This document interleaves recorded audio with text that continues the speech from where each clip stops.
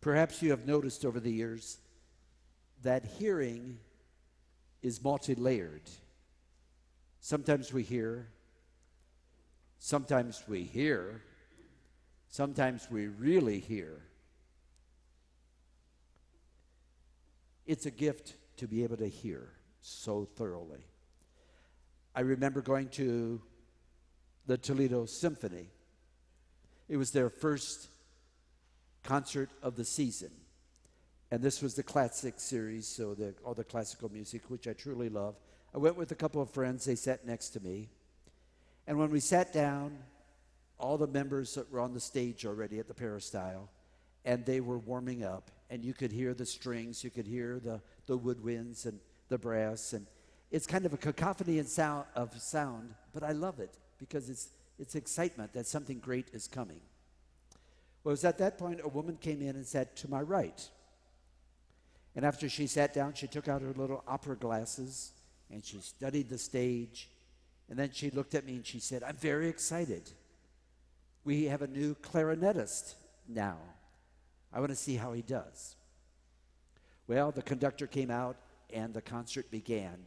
And I don't remember the piece they did, but it was a whole orchestra and it was a full sound and it sounded wonderful to me. And afterwards, everybody applauded. And once the applause died down a little bit, the woman next to me said, "I think he'll do very well." And I thought to myself, I heard a lot of music, good music, but with the violins and the violas and the cellos, with the brass, the percussion, the woodwinds, I could not hear the clarinet. This woman did. I heard, but she heard. There's different levels of hearing. By the way, if you don't know much about classical music or anything, that's okay. Same thing is true when you have a group of parents together and there's a bunch of kids and one of them starts crying. The right parent usually can tell whose kid it is. Somehow we just recognize certain sounds. We hear. Hearing is a gift. Hearing is about connection. And so today's gospel story is about a man who was deaf. And because he could not hear, he also had a speech impediment. That's very common. They wanted Jesus to restore his hearing, which he did. He took the man off, and one of my favorite words in all the scriptures, Ephphatha. Ephphatha, be opened. And he said, be opened. And the man could hear. And he could speak. Be opened. Now, I don't know if you know much about hearing loss. You know, we have the five senses, and they're very important. But the loss of hearing is not just a loss of a sense. It's also a loss of connection. Because hearing is all about communication.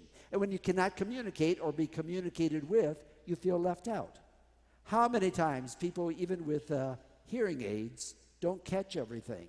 And after a while, they get a little tired of asking, "What was that again? Can you repeat it?" And so they kind of take a step back. And often they're left out of the conversation. And then it hurts. But then pretty soon they are disconnected from others. So when Jesus healed the man of hearing, he actually was reaching out to him and said, "Come back into the community." And it's kind of beautiful symbolism that Jesus took the man by himself alone to heal him, but then he comes back and joins everybody else. The healing also restored the man to the community. That's healing.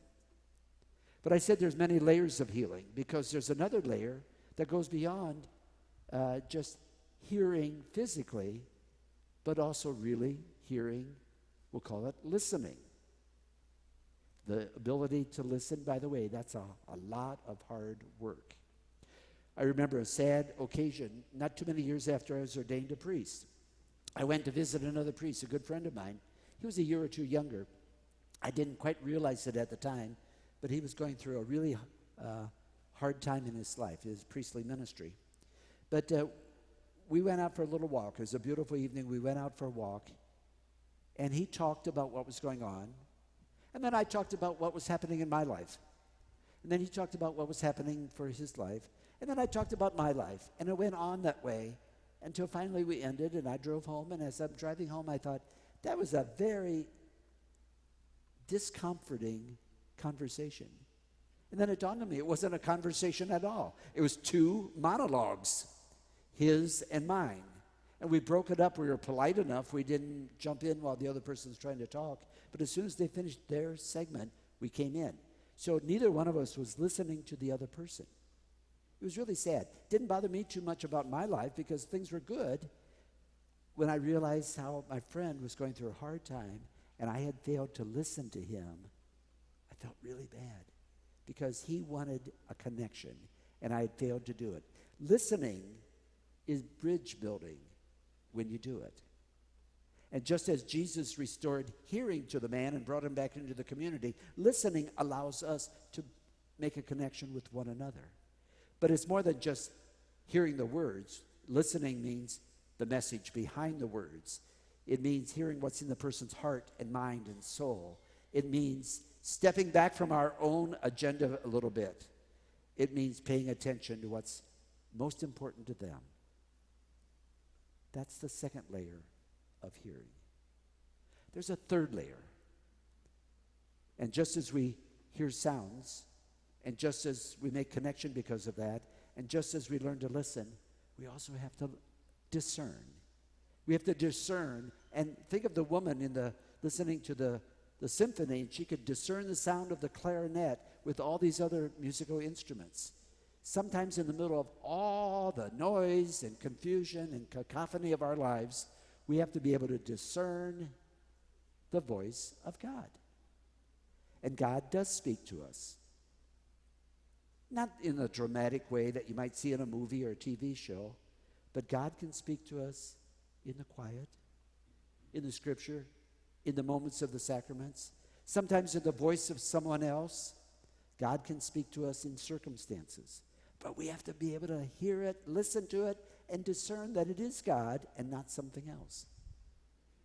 In the baptism ceremony, there's a little optional prayer that's done towards the end of a baptism of a child. And it's an option that's, to be honest, is not frequently used. But after the baby's already been baptized, the water's been poured, the chrism's been put on the forehead, the white garment has been placed on the child, the candle's been given, there's one more prayer. It's called the Ephphatha prayer, taken from today's gospel.